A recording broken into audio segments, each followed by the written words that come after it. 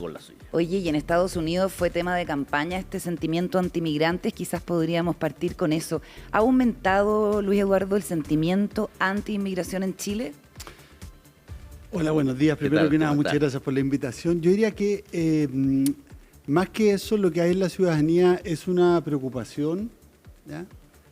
Acumulada en el último tiempo debido a años de ausencia de medidas o una política migratoria clara y explícita por parte de los distintos gobiernos. O sea, no ha habido un acuerdo de Estado, por ejemplo, en esta materia. No ha habido objetivos de mediano plazo definidos hasta hace poco tiempo atrás, y eso evidentemente que la ciudadanía lo percibe.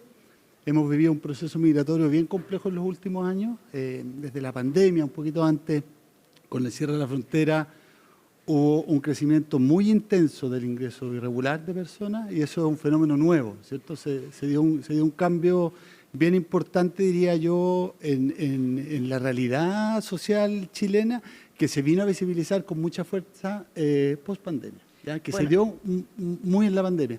Y entonces yo te diría, más que un sentimiento anti-inmigrante, es más bien, y así lo asumimos nosotros como gobierno también, una demanda hacia el Estado respecto de medidas, decisiones y definiciones claras al respecto.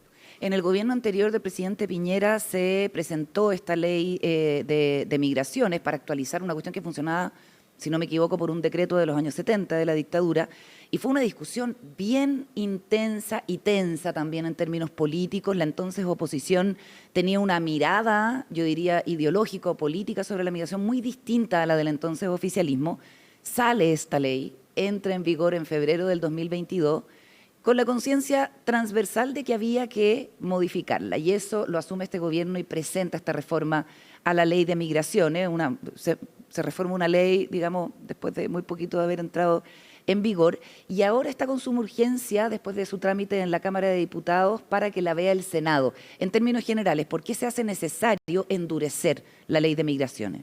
Sí, yo diría, Carolina, que lo que ocurrió con la ley de migración, que entra en vigencia, ¿no es cierto?, el 2022, digamos, febrero del 2022, casi entrando el gobierno, y esa ley hay que implementarla, ¿ya? Es una ley de una complejidad enorme, ¿ya? Es una de las leyes grandes que tiene nuestro país, que busca nada menos que regular la migración y la extranjería. O sea, es una ley bastante compleja y que venía a sustituir, como tú bien dices, un decreto muy antiguo. En la implementación de la ley, nosotros nos dimos cuenta de una serie de deficiencias, ¿ya? Y esta no es de la que estamos hablando hoy día, no es la única reforma que se ha hecho, ¿ya? El año 2023 se hicieron una serie de reformas, por ejemplo, para facilitar la notificación de los procesos de expulsión. Se amplió la zona de control a 10 kilómetros desde la frontera. Entonces, nos dimos cuenta de que la ley tenía una serie de deficiencias. ¿Y por qué? O de ineficiencias también. Porque la ley migratoria fue pensada, fue diseñada, fue discutida para una realidad migratoria distinta a la que estamos viendo hoy día. A propósito de lo que comentábamos al comienzo. Era totalmente distinto el fenómeno migratorio y por lo tanto, esto más que un endurecimiento de la ley, yo diría que si bien aumenta como el nivel de exigencia, por ejemplo, para obtener la nacionalidad, aumenta las sanciones, ¿no es cierto?, para efectos de gente que traslada desde la frontera hacia el interior del país, que ingresó regularmente, en fin, tiene una serie de medidas que van en esa dirección. Yo diría que la ley viene a modernizarse y viene a actualizarse en relación a la realidad migratoria que estamos viviendo hoy. Ahora, hay una serie de cosas que están pasando también en otras partes en términos migratorios que quizás eventualmente podría generarse algún tipo de impacto acá. No estoy hablando del muro, pero va a resurgir en este siguiente gobierno del presidente Trump una posición que probablemente va a ser muy severa respecto de la inmigración y el tratamiento. ¿Qué tanto las cosas que pasan en países que son referentes nos golpean a nosotros también, Luis Eduardo? Bueno, normalmente esto es así. O sea, las crisis en los países, como la que vivió Venezuela, o la que vive Venezuela, política, económica, social, etcétera, o la de Haití, por ejemplo, son situaciones que generan que la gente salga de esos países, y eso necesariamente tiene impacto en los otros, en el resto de los países. La situación de Estados Unidos es lo mismo, ¿no es cierto? O sea, lo que ocurra con la política migratoria norteamericana va a afectar ciertamente lo que ocurre en la región. Es el principal referente y el principal lugar de destino que tienen los migrantes de la región, Estados Unidos. Entonces, evidentemente que eso es algo que está sobre la mesa, hay que ver cómo se va desarrollando. Hasta ahora, evidentemente nuestra función es estar muy alerta y estar muy preparado y dar señales claras respecto de, digamos, de nuestra política migratoria sin que se nos vaya ningún minuto de la cabeza, que evidentemente la política migratoria depende en gran medida de la capacidad de diálogo con los otros países. Lo que hagamos con los países vecinos y con el resto de los países de la región es muy importante en este sentido. ¿Cómo está el diálogo con Bolivia y Venezuela específicamente?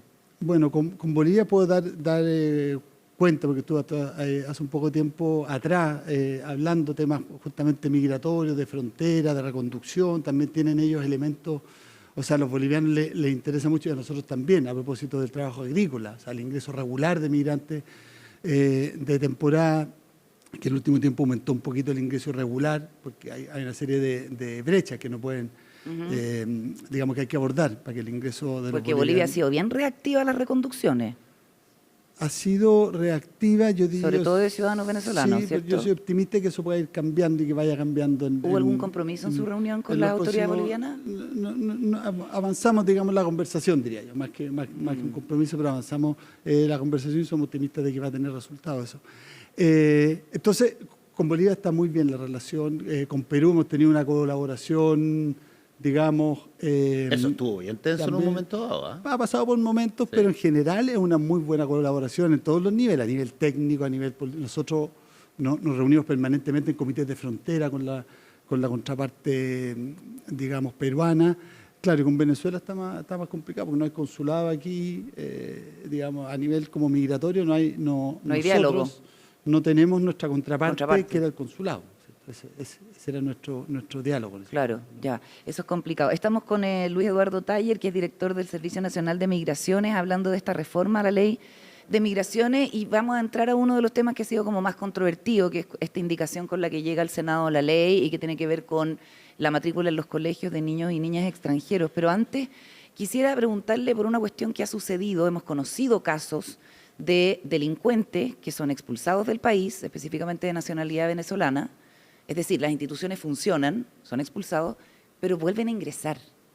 Lo que habla de una situación absolutamente incontrolable respecto de sujetos que tienen, digamos, comportamiento criminal y que entran y salen del país libremente. Sí, yo diría que, bueno, hay varios elementos ahí. El primer elemento es que nosotros tenemos como país una frontera que en términos migratorios y de seguridad es, por decirlo así, muy desafiante, porque es una frontera geográficamente abierta, ¿ya? Entonces, en ese sentido, los avances que ha habido en materia de presencia militar en la frontera, la inversión que se ha hecho en tecnología y los datos de ingreso irregular, de denuncia por ingreso irregular, así lo muestran, ha tenido un cierto efecto.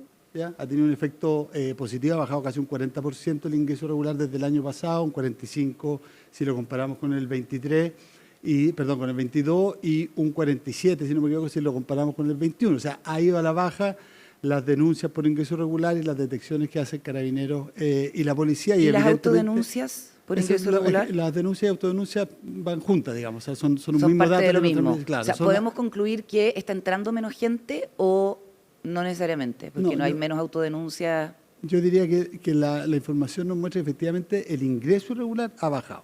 ¿Ya? Está entrando menos gente. ¿Y el ingreso regular? Se ha estancado, diría yo. Y se ha modificado. Si uno mira las visas, las principales visas, las visas nuevas, las nuevas solicitudes de residencia temporal ya no son a personas venezolanas, sino que son principalmente a bolivianos. Bolivianos. ¿Ya? O sea, ese es el flujo que está hoy día. Diría que el flujo de personas venezolanas se ha ido estancando. Y volviendo a la situación de venezolanos expulsados por conductas criminales que vuelven a entrar. Ha habido algunos casos puntuales y efectivamente las medidas que se han tomado yo creo que han contribuido y van a seguir contribuyendo a que eso no ocurra, porque algo que no puede ocurrir. Hoy día, con esta reforma, se establecen sanciones, se ratifica el delito de tráfico de inmigrantes, no solo para quienes faciliten el ingreso, sino que para quienes faciliten el egreso. Entonces, de todas formas, son señales y son herramientas nuevas que tenemos con esta nueva norma. Son cuestiones importantes. Aumenta de 5 a 10 años el periodo de residencia para optar a la nacionalización y se agrega prueba de conocimiento. ¿Te acuerdas que lo hablamos cuando en el contexto de las elecciones? que en Chile era bastante baja la exigencia para obtener la nacionalidad. En esta reforma se contempla que suba de 5 a 10. Sí, yo iba a saltar a otro tema que es colindante a este, pero y que de alguna manera tiene que ver con, uno podría pensar dos formas de enfrentar la inmigración, si tú quieres, en términos racionales clásicos. Una, lo que se hace, quién está legalmente ingresando, quién ingresa ilegalmente, los que ingresan ilegalmente o son expulsados o cualquier cosa. Pero hay una variable cuando ya tú tienes una base muy potente de gente que está en el país, viene arrancando a otro lado y no tiene dónde ir o no te lo reciben en el otro país porque no quieren recibirlo. Desde ese punto de vista, ¿qué tanto, de alguna forma, transformamos al inmigrante, incluso legal, en chileno? Sí. Yo diría que Puede ser, la escuela probablemente es el camino más cercano, pero ahí es donde está en este momento, como decía Carolina, todo el núcleo de la discusión y de la controversia. Sí, yo diría que más que transformar al extranjero en un chileno, uno de los objetivos que tenemos en la política, así como tenemos el objetivo número 1, diría yo, que es lo que tiene que ver con el control de la frontera, o sea, aumentar las capacidades. El objetivo 2 es hacer más eficientes los procesos de expulsión y sanciones, o sea, quienes incumplan la ley, que retornen a su país a través de una expulsión. Y 3, lograr que los procesos de integración de las personas, en tanto extranjeras, evidentemente, no necesariamente nacionalizándose, sean lo más fluidos, lo más armónicos, digamos, y lo más tensionantes con la convivencia posible. Entonces, yo diría que el tercer objetivo, que tiene que ver con integrar a las personas, depende de que tengamos la capacidad como sociedad también de aceptar que somos una sociedad donde vive 1.900.000 casi personas. La gran mayoría de ellas trabaja en nuestro país, la gran mayoría de ellas contribuye con su trabajo. Y evidentemente que tenemos, y esto es muy importante en términos de los objetivos de la política migratoria, tenemos digamos, el desafío de lograr que esa integración se dé de cara a las necesidades que tienen nuestros mercados de trabajo también. Claro, por supuesto. Estamos con Luis Eduardo Talle, director del Servicio Nacional de Migraciones del Ministerio del Interior. Y ya vamos a volver a las causales de expulsión, rechazo y revocaciones que están contempladas en esta ley, pero vamos a la controversia, la indicación que la oposición pone en la Cámara de Diputados y que busca favorecer a los niños y niñas de nacionalidad chilena a la hora de matricularse en el colegio. Ustedes se oponen, dicen que no puede considerarse la situación migratoria o la nacionalidad de un niño para otorgarle un derecho social básico como es la educación. ¿Cómo ven la posibilidad de revertir esta indicación en el Senado? Sí, en la discusión que dimos en la Cámara, tanto en la comisión, y la ministra lo hizo presente ciertamente en la sala de la Cámara, hemos planteado lo siguiente, ¿ya? Nos parece, como gobierno, que la condición migratoria, regular o irregular, o el solo hecho de ser extranjero, no puede ser un factor de priorización por vulnerabilidad, ¿ya?, en el acceso ni a los jardines infantiles, ni al sistema escolar, ni al sistema de salud, ni a ninguna parte. O sea, el problema de eso es que cuando han venido oleadas migratorias importantes, muchas veces las personas que quieren postular, acceder a un cupo, por ejemplo, en un jardín infantil, es algo que vimos todos, sobre todo en un momento intenso de migración haitiana, todos los cupos estaban precisamente copados con inmigrantes, claro, por su situación de vulnerabilidad, sí, ¿cierto? Claro, es que no, y eso tampoco es justo desde la perspectiva de un ciudadano chileno. O sea, uno puede empatizar con esa sensación de los cupos están yendo todos para niños extranjeros. Sí, hay un segundo elemento que tiene que ver justamente con lo de la vulnerabilidad. La situación de priorización, ¿ya?, de existir, no debiera pasar por la condición nacional, sino que justamente y exclusivamente por la situación socioeconómica. Ese es el criterio. Y eso es lo que quedó respecto del artículo que se refiere al acceso a la salud, y es lo que quedó digamos, en el 90% del artículo de educación, que dice que el Estado garantizará el derecho a la educación, que es lo que dice nuestra Constitución, ciertamente. En ese sentido, la ley está alineada con aquello. Pero la condición, y perdón se que lo incluyó- interrumpa, pero la condición socioeconómica de un migrante evidentemente va a ser peor que la de un Es que no local. necesariamente, Po. es que no necesariamente es así. Es que no necesariamente es así. Si no Y tiene arraigo, si no tiene trabajo, si no tiene... Sí, si nace en Chile, para empezar, no es extranjero, pero no es necesariamente ese. El problema es cuando se prioriza por Entiendo. condición migratoria. Cuando se prioriza por condición migratoria, y eso con lo que no estamos de acuerdo, y no estamos de acuerdo que se priorice tampoco que se excluya a los extranjeros, porque entonces si se excluye a un niño extranjero y el Estado no se hace cargo de dar cobertura, ¿ya?, a los niños que viven en nuestro país, esos niños van a terminar en la calle, Sí, ¿ya? es una Entonces, violación de asumir derechos que se humanos. puede priorizar por condición extranjera, lo que estamos haciendo en la práctica es cerrar la puerta a la escuela y abrir la puerta a estar en la Eduardo, calle y Está ser bien, cooptado por el pero solo para terminar con el punto, crimen. ¿cómo queda en la reforma este asunto para que no redunde en que también en que los chilenos no puedan tener acceso a esos cupos? Lo que pasa es que lo que nosotros tenemos que garantizar es que no haya la posibilidad de que se priorice por condición nacional, que no se priorice un extranjero por ser extranjero, ¿ya? Y esa es nuestra idea, y eso es lo que más O sea, o menos ni para un estamos- lado ni para el otro. Ni para un lado ni y si para en el la otro. práctica, por ejemplo, porque hay zonas agrícolas, lo ha dicho el senador José Durana, que es de la región de Arica y Parinacota, donde la mayoría de la matrícula de los colegios es de niños extranjeros, claro, o de niños nacidos en Chile, pero de padres extranjeros. Y uno podría pensar que quizá en esa zona los chilenos se van a buscar otras fuentes de trabajo, que quizás no hay como niños en una fila de espera. Pero existen lugares donde hay niños chilenos en fila de espera. Sí, yo diría que esos niños no debieran estar en fila de espera o no debieran quedar fuera debido a que un niño extranjero, por ser extranjero, ocupa su ¿Y eso su cómo se vacante. garantiza Eso se en la ley? garantiza con la cobertura, evidentemente. O sea, la ley, lo que no puede hacer la ley es excluir a priori a unos por sobre otros, porque eso es, por parte del Estado, una renuncia, ¿ya?, a la obligación que tiene de garantizar el acceso a la educación. Ahora, eso es bien curioso, te lo planteo, Luis Eduardo, estamos conversando con Luis Eduardo Taller, el director del Servicio Nacional de Migraciones, porque uno tendería a pensar, ok, si es que no los voy a expulsar y se van a quedar dentro del territorio, ¿cuál es la mejor manera o la manera más eficiente de poder transformar a esa persona en alguien de valor para el país?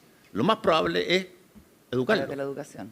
Y desde ese punto de vista, cuando se dice, no, es que no puede ser educado o déjenlo hasta el final, y que lo que básicamente es peguen un chute, estamos incubando un problema que van a ver nuestros hijos. Y eso no creo que sea algo que eventualmente le convenga o lo disfrute la gente que hoy día plantea aquello. Efectivamente, y hay otros elementos que son importantes de considerar. La ley de migración establece en varios de sus artículos la necesidad de proteger y garantizar la regularidad de los niños, niñas y adolescentes. O sea, hay una vía de regularización ordinaria para los niños, niñas y adolescentes. Nosotros hemos dado visa y hemos regularizado a más de 70.000, casi 80.000 niños. Entonces, ¿En qué periodo? En 2022 a la fecha, las residencias que le hemos otorgado. Entonces, es un volumen muy importante. Son niños que están en situación regular, que viven en el país, y sería digamos, cerrarles la puerta por ley al acceso a la educación sería, yo creo que impropio con los objetivos que tenemos como sociedad. ¿Cómo está la negociación de cara a lo que va a pasar la próxima semana precisamente en el Senado? Porque hay un primer trámite en la sala del Senado, después se va a la Comisión de Gobierno, me contaba usted. Sí, bueno... ¿Cómo está el ánimo? ¿Cómo está la posibilidad de negociar para que esa indicación no quede en el proyecto final y que sea aprobado? A ver, a nosotros, este proyecto tiene más de 56 modificaciones normativas. Se aprobó de manera general en la sala con votos unánimes. O sea, no hubo ni un voto, ni abstención, ni en contra. Hubo 142, creo que parlamentarios en ese momento en la sala, y todos votaron a favor del proyecto. Y hay 2 o 3 indicaciones, no más, 2 o 3 indicaciones. ¿Qué son las más polémicas? No son las más polémicas, hay otras que fueron bien complejos de llegar a acuerdo. Nosotros llevamos ya más de un año yendo al Congreso a lograr estos acuerdos, y logramos un acuerdo bien transversal respecto de las medidas, de las sanciones, por ejemplo, respecto no solo de las sanciones para efectos de las personas que ingresan irregularmente a nuestro país, sino también las sanciones por faltas, por lo que se ha llamado, no sé, las incivilidades o la falta a la convivencia, y eso fue votado transversalmente. Transversalmente. En el fondo, si una persona acumula muchas faltas denunciadas al juzgado de policía local por ruidos molestos, por riñas, por distintas cuestiones, puede ser expulsado. sin no- necesariamente haber cometido un delito, No se ha digamos. comunicado correctamente esa indicación. Dice relación con la revocación de los permisos. O sea, Perfecto. una persona que está pidiendo una visa temporal o una residencia definitiva y ya tiene la temporal, nosotros hoy día tenemos en la ley migratoria, por ejemplo, que se le puede rechazar el permiso, decirle que no lo obtiene, Perfecto. o revocárselo en caso que lo tuviera, si es que ha incumplido, por ejemplo, obligaciones tributarias. Ya. ¿Ya? Lo que se incorpora ahora es que en ese proceso de análisis de la residencia se incorporen también las faltas reiteradas, riña, ruidos molestos, en fin, venta ambulante, para revocar permisos de residencia y para rechazarlos en el caso de que los estén solicitando. Y se incorpora además no como una causal de expulsión, no es una causal de expulsión, sino que es una consideración Correcto. a la hora de, como es el arraigo familiar, por ejemplo, Correcto. una consideración a la hora de dictar una expulsión. Es decir, Perfecto. si una persona tiene una falta migratoria como ingreso irregular, le emitimos una expulsión, los tribunales nos pueden decir, oiga, esa expulsión estuvo mal emitida porque usted no consideró que esa persona tiene arraigo familiar. Bueno, las faltas van a ser parte de las consideraciones que vamos a tener sobre la mesa Clarísimo. para la expulsión, pero no es una causal propiamente tal. Y usted estaba hablando de 2 o 3 indicaciones que tuvieron, digamos, menos acuerdo, pero que en general el proyecto pasó casi de manera unánime en la sala de la Cámara de Diputados, de manera unánime. ¿Qué espera para lo que va a ocurrir en el Senado y específicamente con esta indicación sobre el derecho preferente de los niños chilenos? Sí, yo soy optimista respecto de la tramitación en el Senado en general con las normas migratorias que hemos logrado aprobar en el Congreso durante los últimos 2 años. Nos ha ido bastante bien y en general se ha instalado, diría yo, en el Congreso un ánimo de avanzar transversalmente con acuerdos en esta materia, con acuerdos que sean de Estado y mirando el interés del país. Y eso yo creo que en el Senado también se va a plasmar. La aprobación unánime de este proyecto de ley en la Cámara da un poco cuenta de esto, da un poco cuenta de que hay una disposición en todos los actores del espectro político, en este tema, una disposición a avanzar con una mirada de Estado más que con una mirada... ¿Y si ¿Existe eso? ¿Dices tú? Respecto de esto, sí. Así parece. Respecto de esto, sí, porque si la votación te lo demuestra, sí. ¿Y Y si si tú se ves las mantiene- votaciones hacia atrás. ¿Y si se mantiene esta indicación, sería una derrota para el gobierno, un fracaso? No, yo no diría que sería una derrota para el gobierno porque hay que mirarlo en el contexto del proyecto. Nosotros hemos planteado nuestra posición, la vamos a volver a plantear en el Senado. Y bueno, en política esto es así. O sea, Negociación, claro. son aspectos que se ganan y que se pierden en algunos casos, pero nos parece que esta reforma migratoria se hace cargo de temas que son centrales para efecto de la política migratoria y ahí sí hay acuerdos de Estado claramente. O sea, claramente estamos de acuerdo todos respecto de aumentar las causas de expulsión, de extender el plazo de nacionalización. También estamos de acuerdo con que las faltas a la convivencia sean materia de sanción migratoria. O sea, estamos de acuerdo también con que los medios de transporte sean sancionados, ¿ya?